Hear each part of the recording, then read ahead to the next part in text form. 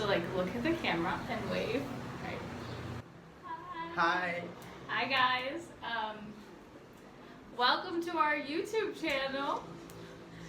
This is new for us. This channel is about us, our lives, and we are interesting because we are an international couple. And Yeah, we're gonna have a lot of different videos on here, but this one is just our story. we wanna talk about like how we met. How did a Dominican meet an American? Like they got. I met him in the Dominican Republic, and normally it's the other way around. So, introduce yourself first. Hello everyone, my name is Juan. I am from the Dominican Republic, and I grew up in a small community called La Represa. It's in the north and the south of the country. How old are you? So I'm 26 years old. God, I forgot that you're 26. Yes. I thought you were 25. I know you're 26, but that just feels So- old to me. Yep, that's me. I'm Katie. I'm 23, even though people think that I'm older. He's got a little baby face. I'm from Ohio in the United States, Cincinnati. So how did we meet? So the first time I met you was in 2000. Technically 16? 2016, yeah. So, backstory. With my university, I did a service trip program called Alternative Breaks. And I got assigned to the trip to the Dominican Republic, where we worked on construction sites in his community. But I did it my freshman year. That was 2016, like he said. But Juan Carlos wasn't working on the project at that time. He was still living there, so I met him the last day for like an hour, and I only know that I met him because there's pictures, but I don't remember it. I really met you in 2017. So my sophomore year of college, and he was more involved with the program. Yeah, I was the leader of the volunteer groups in my community. So let me set the stage. I fly with my group to the Dominican Republic for a week over spring break. We used to eat like together with the same group, but we didn't talk about anything. Yeah, I don't remember talking. The first time we talked was on the hike, right? Yeah, I was I remember trying to help her with a small bag, like weight like I forgot it. 1 pound, and I said, "You need help with your backpack." His stupid pickup line. I had like one of those drawstring bags. All I had in there was sunscreen and bug spray. Like the lightest little thing. And he goes, "Oh, do you need help with your backpack?" Mind you, he was carrying this full, like one of those big, full of water for everybody. No, I'm okay. Like you have a lot. And then I guess that was your like, you did that on purpose to like start. It was a conversation starter. Conversations. How much Spanish did I speak at this point? Well, your Spanish was really bad. I had my high school Spanish, but it had been 2 years since I took Spanish class, and in high school I didn't really get to a very good level anyway. It was more like ¿Cuál es tu color favorito? Like I don't know how we communicated. You knew some English. Yeah, I knew it. I remember I asked you, "Do you have boyfriend?" Yeah. So he knew a little bit of English and I knew a little bit of Spanish.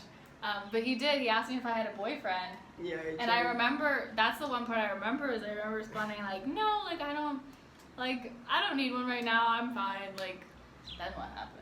And then you asked me if I had a girlfriend, and I said no.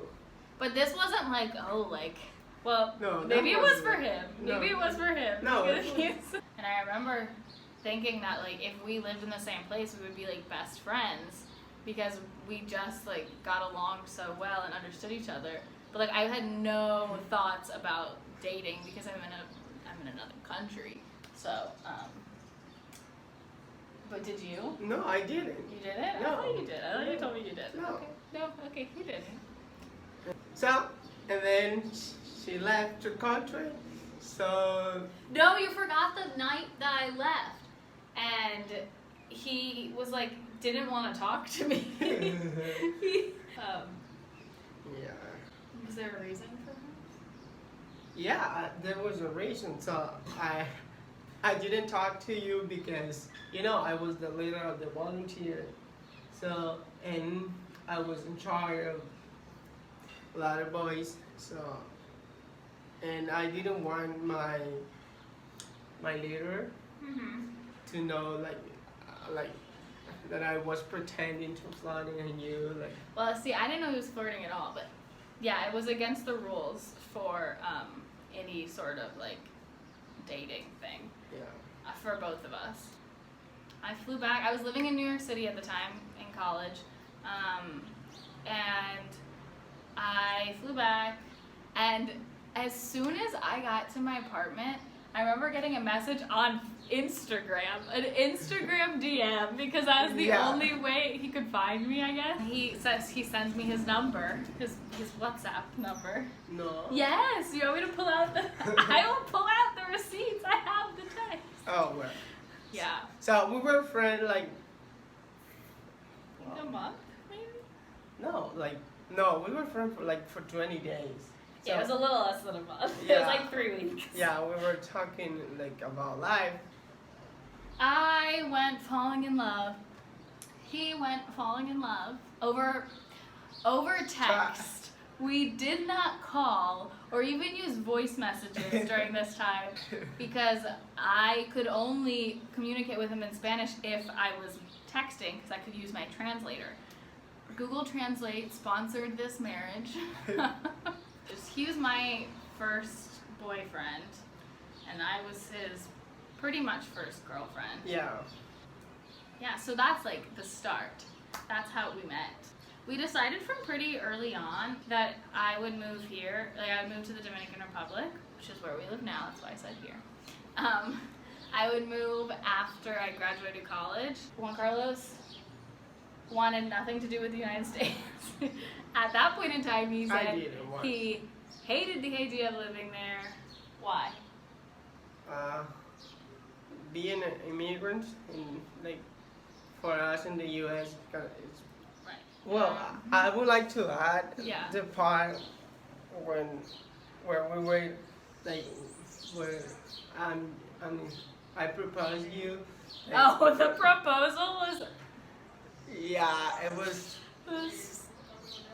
not a It wasn't a garden. positive memory. It wasn't a garden. It was so cute. It was so cute. Yeah, 2017. 2017. No, Yeah. that December. So. We had been together for like 9 months. Yeah. Which I found out later that my parents had only been together for 9 months also, so they were not allowed to judge, even though they were probably freaked out. I was trying to detract her, so like. No, but why? He had picked this one spot that he wanted to propose in. Yeah. He had gone before to stake out where he wanted it to be. And there were people there taking pictures, so he wanted to wait. And so we were sitting there waiting, but like these gardens were huge. And eventually I said let's go see more of the garden.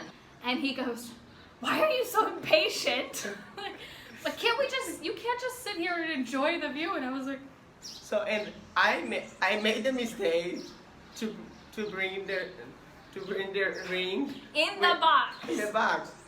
So And where did you put the ring? I put in my pants like right here. like in my pants here. Not in a pocket, right here. Yeah. So and I think Katie found out that I hugged him from behind. And I was like, what is that? Like, it didn't even occur to me. Without missing a beat, my phone charger.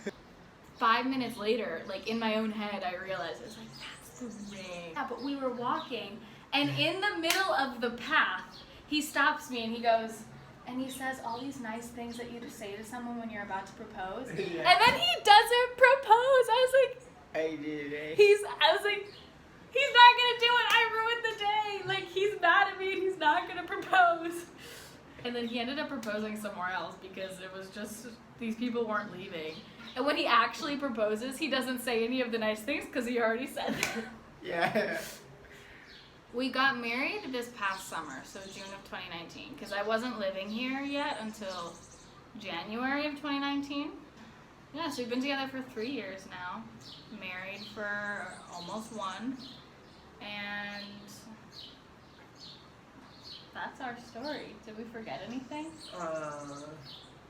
And then we lived happily ever after, and from here on out, you'll get to see our lives. Subscribe to our channel.